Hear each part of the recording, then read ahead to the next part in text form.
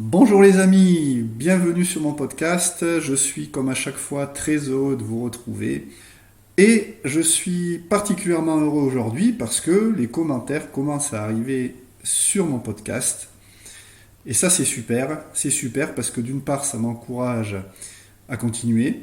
Et puis ça me donne l'occasion de vous répondre.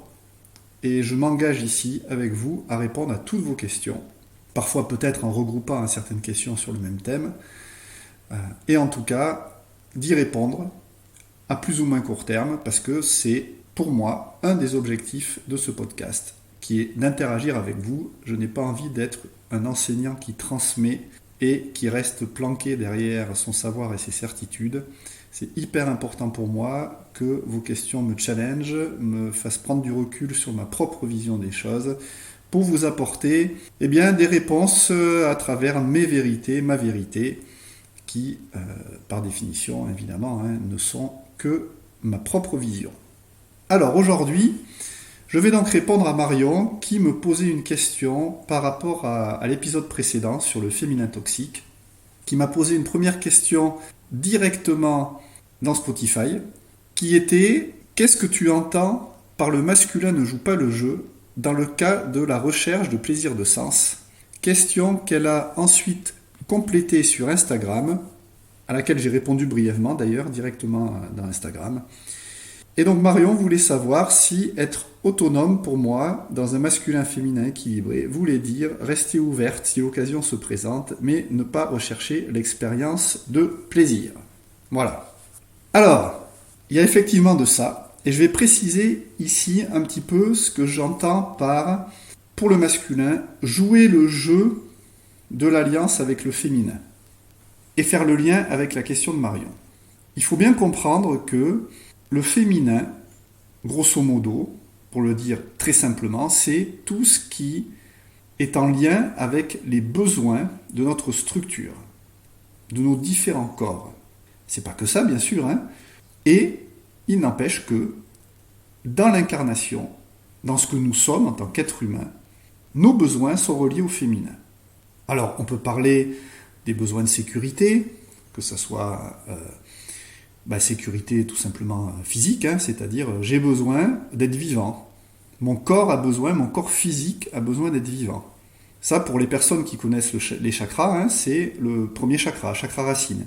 Là, on parle de survie, on parle d'existence en tant que corps. Et puis après, si on monte les chakras, le deuxième chakra, le chakra sacré, est relié à l'affect, aux émotions, au lien avec l'autre, avec les autres, au lien avec le vivant.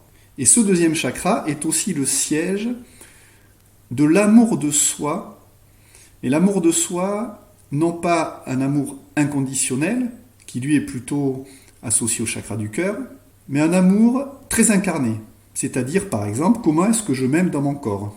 Comment est-ce que j'arrive à prendre soin de moi ? Comment est-ce que j'arrive à être en lien avec mon incarnation ? Comment est-ce que j'accueille mon incarnation ? Et dans un monde idéal, c'est ce que j'explique d'ailleurs dans mon livre qui va sortir, je croise les doigts, avant Noël, dans un monde idéal, chaque être humain devrait être capable de s'apporter tout ce dont il a besoin. Donc premier chakra, sécurité du corps, deuxième chakra, sécurité affective, ainsi de suite. Je ne vais pas rentrer dans le détail là tout de suite, je ferai des épisodes dédiés plus tard. Mais dans un monde idéal, en tout cas, si je reste dans le deuxième chakra, lien à soi, sécurité affective, je devrais être capable de m'aimer dans mon incarnation, de m'apporter de la douceur. Le deuxième chakra, il est également associé au côté maternant, enveloppant. C'est un chakra éminemment féminin. C'est le chakra aussi associé à l'énergie de l'amant, le chakra qui veut être en lien. Et donc, je devrais être capable, par mes actions, par exemple, en prenant un bain, par exemple, en faisant du sport, par exemple, en m'alimentant correctement, je devrais être capable de m'apporter toute cette douceur et d'avoir ce regard aimant, cette conscience aimante, masculin sain, conscience de ce que je suis, amour de ce que je suis en tant qu'être incarné, et je ne devrais, de fait, ne plus dépendre de l'extérieur pour m'apporter cet amour. Ça, c'est le monde idéal. C'est ce que j'essaie à titre personnel. C'est ce vers quoi j'essaye de tendre, en ayant conscience que, comme tout idéal, évidemment, c'est pas accessible. Simplement, c'est comme une étoile dans le ciel. Ça nous donne une direction. Ok. Le hic, bien évidemment, c'est que nous avons tous été, à un moment donné ou à un autre, dans notre enfance, dans notre petite enfance, nous avons tous été acteurs d'expériences ou témoins d'expériences qui nous ont fait amener à croire, ça vient aussi de l'éducation, que nous ne sommes pas aimables tels que nous sommes. Et donc toute cette énergie d'amour vers notre propre incarnation, vers notre corps, toute cette tendresse, toute cette douceur que nous devrions être censés être capables de nous apporter par nous-mêmes, manque à un moment donné ou à un autre. Et petit à petit, en grandissant, nous finissons tous par nous faire croire, ou en tout cas une très grande majorité d'entre nous, sinon il n'y aurait pas autant de business autour de l'amour de soi, et je sais de quoi je parle, j'en fais partie, nous arrivons tous à l'âge adulte avec cette idée que quelque part, à un endroit, nous sommes déficients. Et quelque part, à un endroit, nous n'avons pas le droit de nous traiter avec douceur et de nous accorder le plaisir que nous avons légitimement le droit de vivre. Parce que le plaisir fait partie de l'incarnation. Alors qu'est-ce qu'on fait tous ? Si je m'autorise pas moi-même à vivre ce plaisir des sens, si j'ai trop de freins, trop de jugements, trop d'empêchements à l'intérieur de moi, si c'est impossible de m'accorder ça, qu'est-ce que je vais faire ? Je vais aller le chercher à l'extérieur de façon non consciente. Quel est le risque ? Le risque, c'est que quand on est dans une démarche non consciente d'aller combler un manque à l'intérieur de soi, par définition, ou comme conséquence immédiate, nous ne sommes plus souverains dans notre royaume.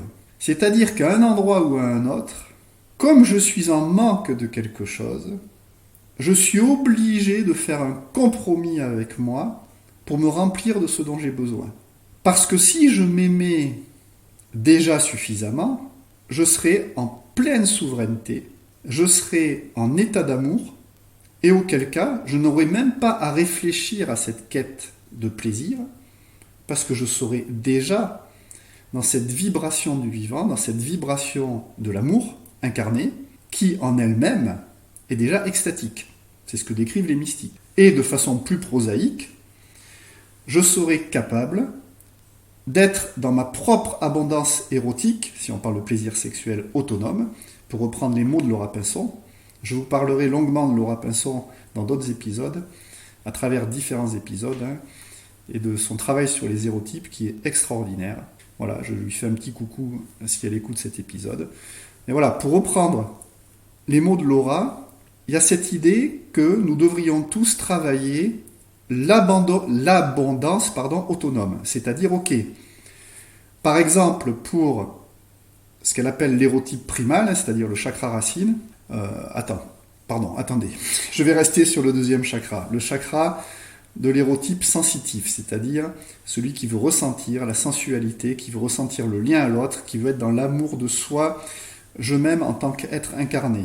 Eh bien, dans l'abondance autonome, l'idée est, ok, comment est-ce que je peux prendre soin, comment je peux nourrir ce deuxième chakra, ce chakra associé à l'érotype sensitif, par exemple en prenant des bains, en allant dans un spa, en dansant, en me faisant des automassages, etc., etc., en écoutant de la musique. Ça, c'est l'abondance autonome. Et donc, une personne qui est dans l'amour de soi et dans l'abondance autonome ne prendrait pas le risque de remettre en cause sa souveraineté intérieure pour aller vivre quelque chose, pour aller penser une blessure, pour aller combler un trou, si j'ose dire. Ouais, c'est un peu grivois, mais voilà, je peux pas m'en empêcher. Pour aller combler un trou. Non, pardon, j'enlève ça, parce que là, du coup, je suis pas du tout dans le sensitif. Pour aller penser une blessure. Je vais le dire comme ça, c'est beaucoup plus joli. Et je me tape, je ne sais pas si vous entendez, je me tape sur les doigts. Donc, pour te répondre, Marion, quand je dis que le masculin ne joue pas le jeu, c'est que le masculin, son rôle est de protéger le féminin. Un de ses rôles. Il y en a plein, vous avez vu. un de ses rôles, c'est de protéger le féminin. C'est de s'assurer que le féminin ne prend pas de risques. Et pour le dire très clairement, que le féminin ne risque pas d'être abusé. Et il se trouve que le féminin est tellement avide d'être nourri, d'être rempli.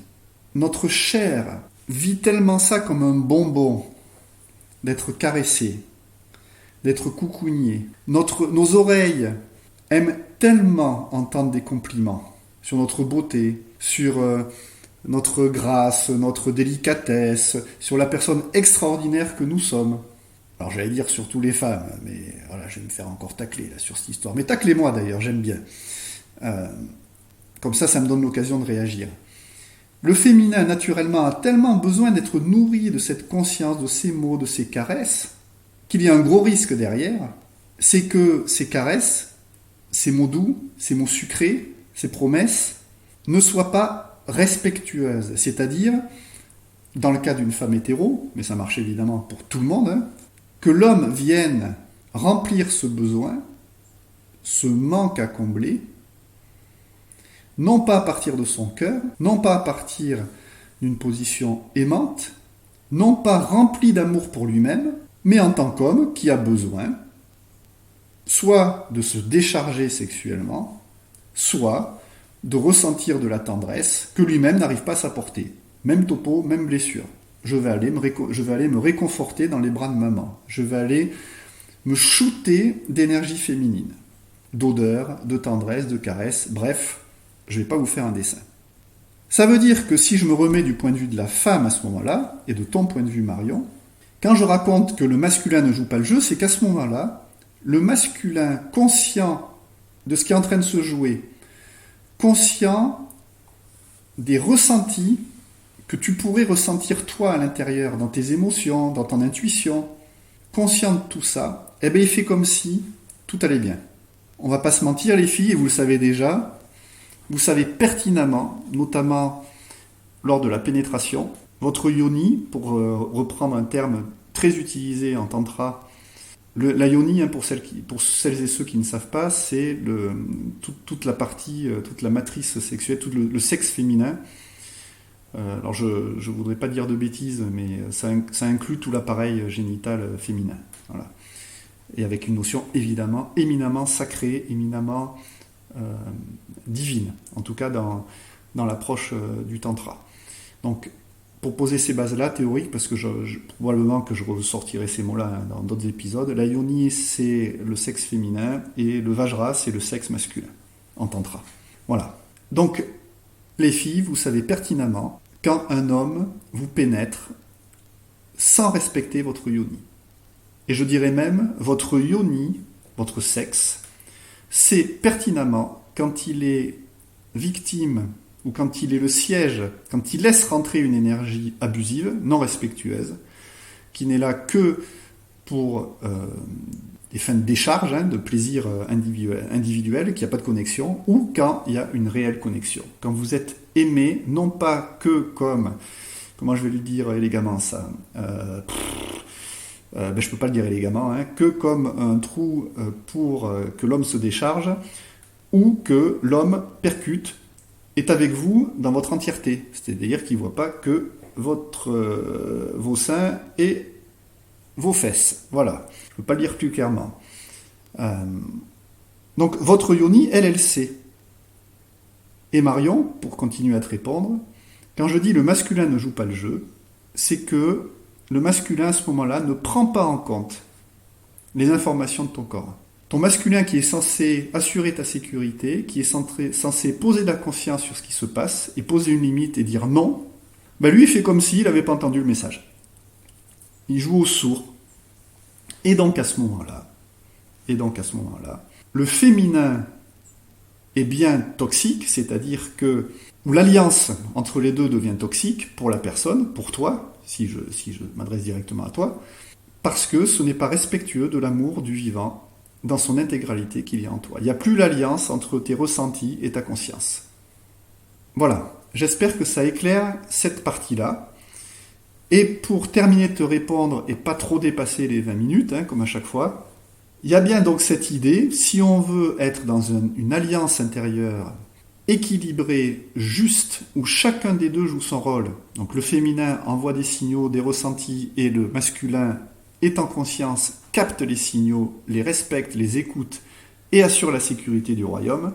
Et bien dans ce cas-là, c'est une attitude où on a conscience de nos blessures, on a conscience de nos croyances, on a conscience de nos autorisations, de nos interdits, et on avance dans le monde en étant bien au clair, en n'ayant pas de déni sur ce qu'on va chercher dans la vie. Il n'y a pas de bon ou de mauvais choix. Il y a est-ce que j'assume mes choix ou pas. Ça veut dire que tu peux tout à fait aller chercher du plaisir à l'extérieur, par exemple, c'est ce que font les libertins, hein, en ayant conscience que, pour le coup, il y a zéro lien affectif et tu ne seras pas aimé, là, en tout cas dans la très grande majorité des cas, pour qui tu es en tant que femme. Si tu vas juste chercher une pénétration, une énergie masculine, du yang, parce que ton féminin, ton sexe a besoin d'être rempli d'énergie yang, tout va bien, tu en as conscience, et tu as aussi conscience que tu dois assumer les conséquences derrière, d'avoir accueilli une énergie qui n'est pas aimante, en tout cas qui n'aime pas l'entièreté de ton être, et qui est juste une énergie purement bestiale, animale, du yang pur, dont tu peux te nourrir en conscience, il n'y a aucun souci, aucun problème. Donc quand c'est une recherche consciente, tout va bien, et chacun assume. En revanche, quand c'est une recherche non consciente, et qu'il y a un déni de se faire croire qu'on va chercher quelque chose, alors qu'en fait, c'est autre chose dont on a besoin, ben là, il y a forcément une déception. Et si c'est pas assumé, ben c'est la continuité du désamour de soi, du jugement, etc., de la honte. J'ai été abusé, ou je me suis abusé moi-même, etc., etc. Il m'a bien eu, ou elle m'a bien eu, alors que tout part évidemment d'une absence de conscience de nos réels besoins à ce moment-là, et d'une absence d'alliance, toujours pareil, entre l'énergie féminine et l'énergie masculine. Et pour finir, et là c'est plus pour répondre aux commentaires sur Instagram, eh bien en fait, il y a effectivement cette idée de tout va bien, j'ai le droit de me faire plaisir dans la vie. Il n'y a pas d'interdit a priori, il n'y a pas de morale à mettre derrière, ça fait partie de l'incarnation. Et c'est même une des conditions, à mon sens, pour le bien-être, hein, j'y reviendrai, l'énergie sexuelle étant l'énergie la plus sacrée qui existe et la plus puissante qu'un être humain peut expérimenter. Simplement, ma recherche de plaisir, ou ce plaisir-là, ne doit pas se faire au détriment de ma souveraineté intérieure et au détriment de l'amour que je me porte et de la valeur que je me donne. Donc si je force, ce sera forcément le cas. Obligatoirement le cas. Je renforcerai obligatoirement mes croyances. Parce qu'il ne peut pas en être autrement, parce qu'à ce moment-là, mon action, ma demande part d'un endroit où je suis dans du manque et dans mes peurs, dans mes déficiences, et donc forcément en manque de souveraineté. Et que la seule bonne façon, entre guillemets, à ce moment-là, de vivre le plaisir, sans tordre ma souveraineté, sans renier une part de moi, et d'être simplement déjà en amont dans sa propre souveraineté, dans sa propre autonomie affective, et à ce moment-là, d'être un être qui vibre déjà l'amour et qui est ouvert à ce que la vie lui propose. Et là, on est dans un cas radicalement différent. Le cas où je suis déjà amour, je suis déjà dans la gratitude de la vie en moi, et donc de la vie à l'extérieur de moi. Et à ce moment-là, j'accueille l'expérience et je partage mon énergie d'amour avec une autre personne qui elle-même est dans une énergie d'amour, parce que si elle ne l'était pas, je ne lui autoriserai pas, parce que je suis déjà souverain, souveraine, je ne lui autoriserai pas à interagir avec moi, et en particulier sexuellement. Et donc là, tout va bien, c'est super, ça s'appelle être vivant, ça s'appelle être dans la gratitude, et ça s'appelle accepter l'expérience de la vie. En sachant aussi, très clairement et en conscience, ne pas tout mélanger, et être en capacité, j'en parlais par rapport à l'archétype de l'amant, de vivre l'expérience, de vibrer l'amour à travers cette expérience, et, si ça doit être ainsi, de passer à autre chose après. Et là aussi, sans se remettre en question, sans prendre les choses personnellement, sans faire de soi un monstre ou une monstre, etc. etc. Voilà, voilou. Je m'arrête là, je pourrais en parler 2 heures et j'en parlerai bien plus que ça à travers tous les épisodes. Je tiens, comme d'habitude, à garder des épisodes d'une durée à peu près limitée et cohérente. N'hésitez pas, j'espère Marion que j'ai répondu à tes questions. N'hésitez pas de nouveau à commenter, à me poser des questions. J'adore ça, j'adore interagir. Voilà, je suis comme ça, c'est assumé et j'espère que ça vous nourrit tout autant que moi. À bientôt!